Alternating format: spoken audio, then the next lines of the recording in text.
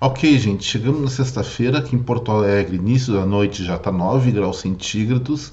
Mais algumas horas devemos ter uma sensação térmica de 4 graus, não invejo ninguém, mas sendo sexta, seja frio, seja calor, chuva ou sol, nós temos nosso resumão semanal. A respeito do dia de hoje, eu vou comentar sobre a queda das vendas do comércio varejista brasileiro, uma coisa que nós havíamos antecipado aqui no Fora de Curva, e depois de tudo isso, evidentemente, vamos partir para as nossas crônicas do Fora de Curva, dando destaque a uma loirinha muito bonitinha lá nos Estados Unidos, 30 e poucos anos, que quer se casar e está oferecendo $5.000 para quem apresentar o marido perfeito para ela. Será que você consegue? Eu vou tentar, vou ver minhas relações, mas ela é muito exigente, essa mocinha, mas talvez nós tenhamos a solução.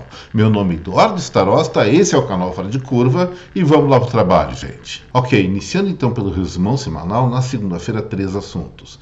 O primeiro foi a respeito do turismo internacional no Brasil. Houve um crescimento nos 5 primeiros anos de 2023, frente ao mesmo período de 2022, de algo em torno de 108%, especialmente argentinos e norte-americanos. E aí estavam dizendo que esse resultado era devido às novas condições de segurança política do Brasil. Mentira, isso é lorota. O que aconteceu verdadeiramente é que especialmente agora no primeiro semestre de 2023, comparado com o primeiro semestre do ano passado, as pessoas estão mais livres. Alguém tem ouvido falar, por acaso, no coronavírus, alguma fatalidade ou novas cepas? Não, né? E isso está encorajando as pessoas a voltar a fazer turismo, tanto de lazer como de negócios, e está aí a resposta da situação. É um fenômeno não só brasileiro, mas também global. O segundo assunto da segunda foi a respeito da possibilidade, quase que certa, das operadoras de telefonia celular aqui do Brasil, podemos contar em 3 dedos, não precisa nem de 5, Claro, Vivo e TIM, de cobrar o que antes era franqueado. Vocês lembram que todos os planos de telefonia móvel tinha isenção de Facebook, WhatsApp, alguns TikTok e outras coisas assim. A tendência é que eles voltem a cobrar por esses serviços. A única que não se pronunciou nesse sentido até o momento foi a Claro. E finalmente, fechando aquele dia, nós pegamos a polêmica de uma solicitação do Movimento dos Trabalhadores Sem Terra, o MST, à Universidade Federal de Pelotas, aqui no Rio Grande do Sul, pedindo que eles abram turmas especiais de medicina para capacitar alunos assentados sem prestar vestibular a curar as pessoas dessas comunidades de invasores. E aí eu coloquei essa questão no seu devido lugar. Lógico, educação tem que ser um direito de todos, mas educação com qualificação. Pegar pessoas de um assentamento ou de um grupo, tentar capacitar elas para uma atividade tão complexa, de tanta responsabilidade como a medicina, só vai dar encrenca. E foi isso que eu disse naquele dia. Na terça-feira foi divulgado o IPCA de junho, que é a inflação oficial brasileira. Foi negativo, ou seja, deflação de 0,08%. Aí eu comecei a questionar algumas coisas desse indicador, especialmente no que se refere ao preço dos combustíveis. Aqui no Rio Grande do Sul, em vários lugares, subiu em torno de 8% a 10%, mas o indicador do IBGE não registrou. Além disso, eu coloquei algumas apreciações no que diz respeito a certos grupos de preço que caíram muito, como automóveis e outros, que em julho devem passar por uma reação por conta de uma alta tributária ou retorno dos tributos tradicionais a esse segmento. Para mim é a mesma coisa. Então, gente, aquela deflação foi calcada assim na queda do preço dos alimentos, no setor de transportes, mas esse quadro aparentemente tende a reverter em julho, especialmente no que diz respeito a essa parte de transportes. A alimentação talvez mantenha em algum nível queda de preço. E o outro assunto da terça foi o anúncio por parte da Noruega do aproveitamento de uma grande jazida de fósforo naquele país, com todos os aparatos de segurança ambiental que a jazida tem seu direito. Mas o que aconteceu, gente? Primeiro, fósforo é um mineral fundamental. Ele é uma das principais matérias-primas para fazer essas baterias de carro, celular, baterias de lítio. O Brasil, especialmente na região amazônica, também é muito rico nesse tipo de minério. Só que nós aqui no nosso país não podemos explorar isso por restrições impostas, não se sabe por quem, provavelmente ONGs financiadas pelos próprios europeus, dizendo que não pode desmatar a nossa Amazônia. E ninguém está falando de desmatamento. Estamos falando de uma exploração ecologicamente correta de patrimônio brasileiro, de minérios brasileiros que podem enriquecer muito aquela região, especialmente as comunidades indígenas. Mas no momento que o nosso país se rende a essas ONGs, e segundo o próprio ex-ministro de Defesa do governo Dilma, Aldo Rebelo, é ceder espaço não só para ONGs, mas também para o narcotráfico. O Brasil, sim, precisa intervir com inteligência na sua reserva ambiental da Amazônia, mas garantir, sim, a sua soberania em relação àquele território e, com isso, explorar a parte econômica mais viável, que é a mineração. Na quarta-feira até fiz um exercício que eu achei um pouco engraçado, não sei quem assistiu, gostou ou não. O que aconteceu? Um relatório da OCDE, que reúne os países mais ricos do mundo, alertou sobre os perigos da inteligência artificial que poderia terminar com 25 a 27% dos empregos nesses países mais ricos. E aí eu comecei a reflexão, será que é isso mesmo? Será que eliminação de certas profissões acaba tirando possibilidade das pessoas de prosperar enquanto trabalhador ou enquanto empreendedor? Fiz uma regressão a tempos passados e me lembrei que há não muito tempo atrás, uma das profissões mais comuns que tinha no Brasil e no mundo era das datilógrafas. Onde que elas estão atualmente, não existem mais. Isso quer dizer que as pessoas que eram datilógrafos ou datilógrafas há algumas décadas atrás, hoje talvez estejam aposentadas, mas as que estão em idade ativa ainda, será que elas não têm ocupação? Duvido muito. Elas se reciclaram, se reinventaram e devem estar exercendo outra profissão mais qualificada e melhor remunerada. E é isso que acontece com a inteligência artificial. Muita profissão hoje, evidentemente, com altas remunerações, vai poder ser substituída por esses tais de chat GPT, não sei mesmo o que é, mas essas pessoas vão ter plenas condições de se requalificar e galgar uma nova posição, uma nova profissão no futuro que muito provavelmente vai render mais satisfação, até porque é uma coisa nova, deixa de ser enfadonho, sempre a mesma coisa. Então, mais satisfação e mais bijuja, mais dinheiro. E nessa simulação a gente acabou com uma seguinte situação. Todas as empresas do mundo até então apelam ou adotam a inteligência artificial, elas estão produzindo a pleno, mas vão vender para quem se não tem consumidor com grana para comprar esses bens e serviços. Então é ridícula essa ideia que a inteligência artificial vai acabar com o padrão de vida, com as oportunidades de trabalho, oportunidades profissionais das pessoas. E o outro assunto que a gente tratou naquele dia foi algumas explicações ainda abordando o IPCA de queda de 0,08% de junho a respeito especificamente das carnes. Por que caiu, por que continua caindo o preço? Aí eu explico todo o processo, desde a identificação de um caso que aparentava sendo, mas não foi confirmado, de vaca louca aqui no Brasil, que detonou com as exportações brasileiras para a China desse produto. Passo também para aquela questão do abate do rebanho, onde caiu muito o preço da carne, acelerou a queda do preço da carne aqui no Brasil, para reduzir plantel por parte dos pecuaristas, e chego até os dias de hoje. Está muito interessante a análise, quem tiver oportunidade, vá lá no Fora de Curva de quarta-feira. E na quinta-feira foi um grande desafio fazer o vídeo. Não existia um assunto específico que nos demandasse realmente um aprofundamento. Então, aqui o Eduardo Starosta, com o auxílio do cachorrão ali atrás, não muito, porque ele só quer saber de porcaria, nós encontramos 7 temas para o vídeo de ontem. Eu vou falar muito rapidamente, quase citar cada um deles, senão eu vou ficar horas e horas falando com vocês e nós temos que aproveitar o final de semana. Não eu, especialmente vocês. Foi tratado ontem sobre os 1.500 radares que estavam licitados para começar a multar os motoristas mais apressadinhos nas rodovias brasileiras. Essa licitação foi cancelada por conta de um superfaturamento. Também tratamos do contexto da China espionando os Estados Unidos, foi flagrado isso essa semana, e coloco ali que espionagem é mais velho que andar para frente na história da humanidade. Também tratamos da estabilidade dos preços agrícolas nos Estados Unidos, o que poderia eventualmente fazer com que aquele país não aumentasse mais juros, sendo isso aí é bem difícil. A super safra brasileira divulgada pela Conab ontem, expliquei nessa oportunidade a base histórica da construção da superpotência agrícola que o Brasil é hoje. Fiz mais um questionamento a respeito dessa maluquice da reforma tributária brasileira, tomara que não passe no Senado, mas acho que vai passar, especialmente com o governo botando muita grana em emendas parlamentares.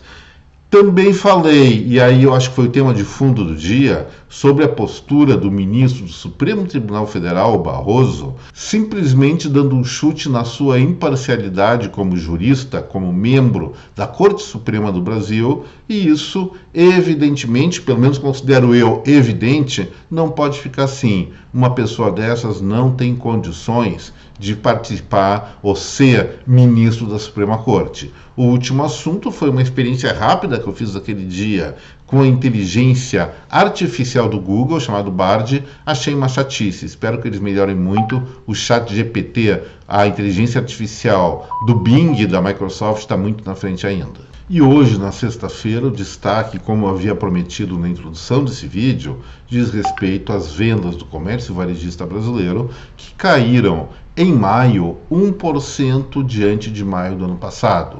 E também na relação, por coincidência, de maio para abril, dessazonalizadamente, como falam os analistas de plantão, a queda foi idêntica, 1%. E por que aconteceu isso? Eu até acreditava que a retração seria maior, gente, mas o que está segurando ainda um desempenho não tão negativo das vendas do comércio brasileiro chama-se combustíveis, porque lá em maio do ano passado esse produto estava muito mais caro do que atualmente, mesmo que em maio nós já tivéssemos algumas altas tributárias, mas mesmo assim o preço ainda estava incomparavelmente menor e isso evidentemente incentiva as pessoas a consumir mais desse energético. Então a alta foi de 10,8%.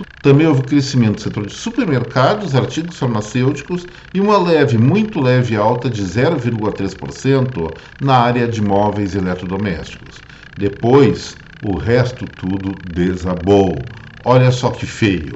A parte de tecidos vestuário registrou retração de 18,2% em maio, lembrando, frente a maio de 2022. Já livros, jornais, revistas, papelaria, que era de 6,7%, equipamentos e materiais para escritório, retração de 4,9% e artigos para uso pessoal, aquelas coisas mais íntimas, coitadinhos de quem gosta de comprar esse tipo de coisa, caiu ou desabou 17,4%. Bom, gente, eu já expliquei o que está acontecendo.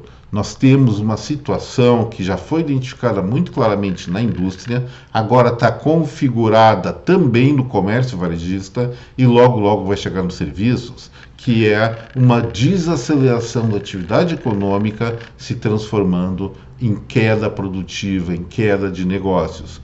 Por que isso? Por conta de uma série de fatores, e começando evidentemente pelos juros altos, mas os juros altos não são a causa, são consequência de uma política econômica ainda baseada em padrões ou em conhecimentos, falsos conhecimentos, que se apregoava no século passado, nos primeiros anos desse século, e que comprovadamente são um fracasso.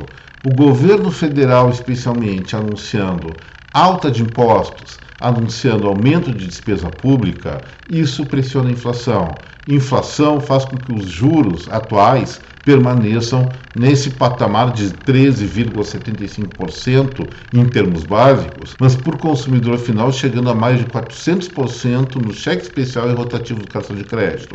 Aí não dá para fazer crediário. As melhores taxas de empréstimos pessoais devem girar por volta de 2,5% e 3%, mas para pessoas muito privilegiadas com histórico de bom pagador, excelente, o que não faz parte da maioria da sociedade brasileira. Então, gente, alto custo financeiro por conta de uma expectativa de aumento de gasto público que gera inflação e aumento tributário também, está colocando sim o Brasil numa camisa de força em termos de desempenho econômico. E se essa política econômica não se transformar numa coisa mais palatável, A política monetária vai continuar apregoando ou determinando juros elevadíssimos, pelo menos enquanto Roberto Campos Neto for o presidente do Banco Central, e isso tudo para evitar que o país entre numa escalada inflacionária, como aconteceu com a Argentina e Venezuela.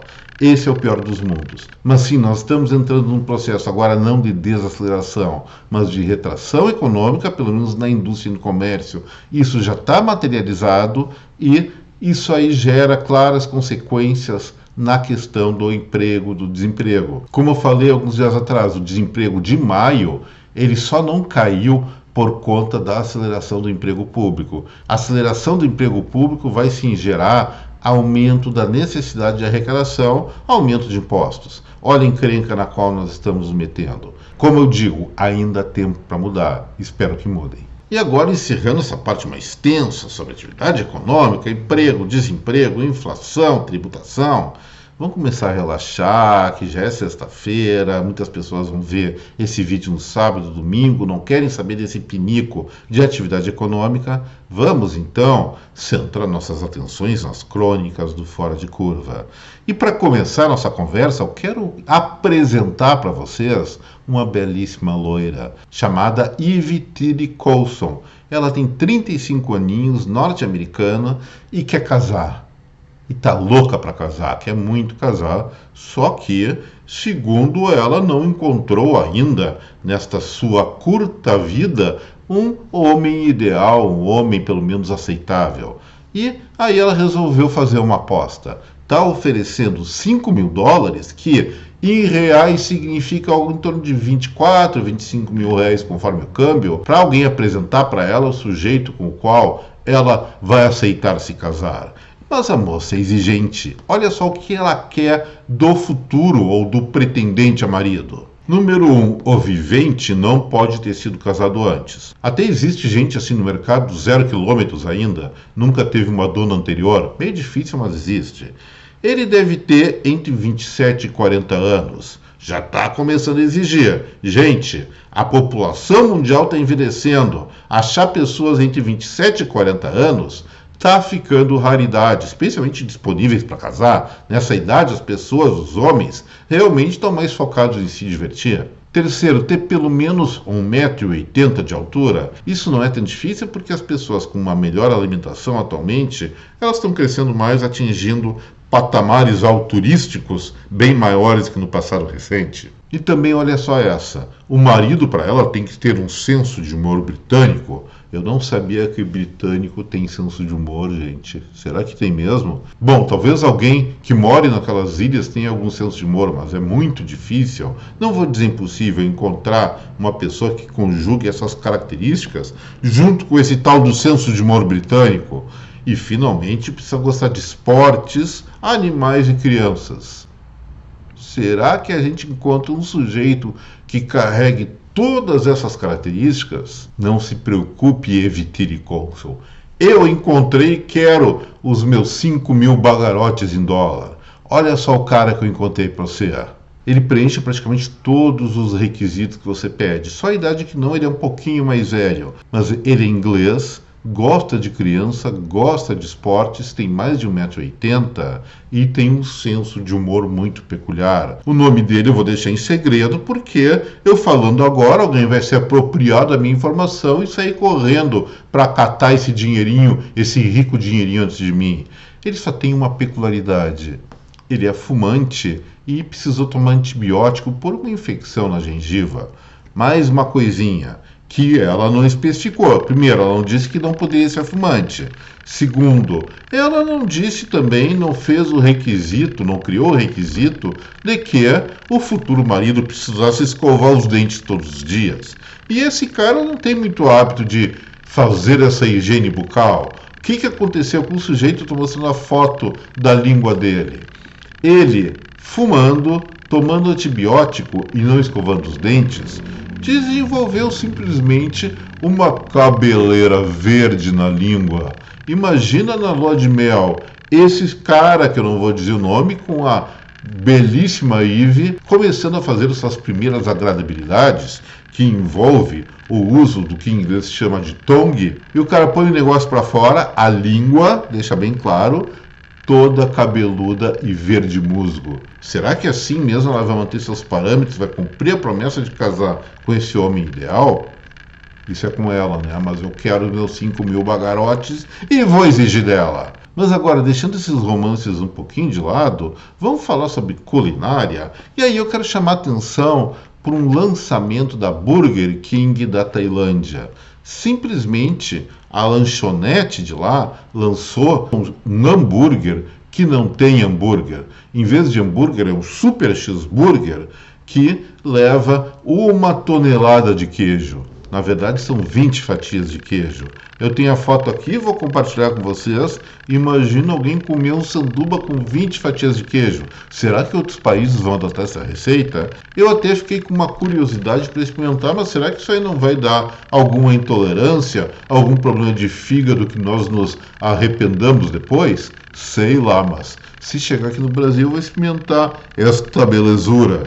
E agora, para finalizar o Fora de Curva, vou contar uma história de alguns arqueólogos que descobriram a temática central da piada mais velha do mundo, de mais de 4.000 anos atrás. Mas antes disso, não esqueça de deixar aqui o seu like, a sua inscrição no canal para quem não é inscrito e também, depois de encerrar o vídeo, assistir ele todinho, compartilhar a película com a sua rede de contatos. Mas o negócio é o seguinte, gente, segundo o historiador britânico, será que pode ser candidato a marido daquela mocinha, porque ele trata de humor? Mas o pesquisador e historiador britânico, Dr. Paul MacDonald, esse cara devia ser dono de loja de sanduíche, ele é especialista em humor e trabalha com humor na University of Wolverhampton, lá no Reino Unido, como eu falei. E ele descobriu a piada mais velha do mundo, que tem, como eu falei, 4.000 anos, e trata do quê? Antes de falar sobre isso, ele encontrou esse registro da piada em 2008, num período onde a civilização dominante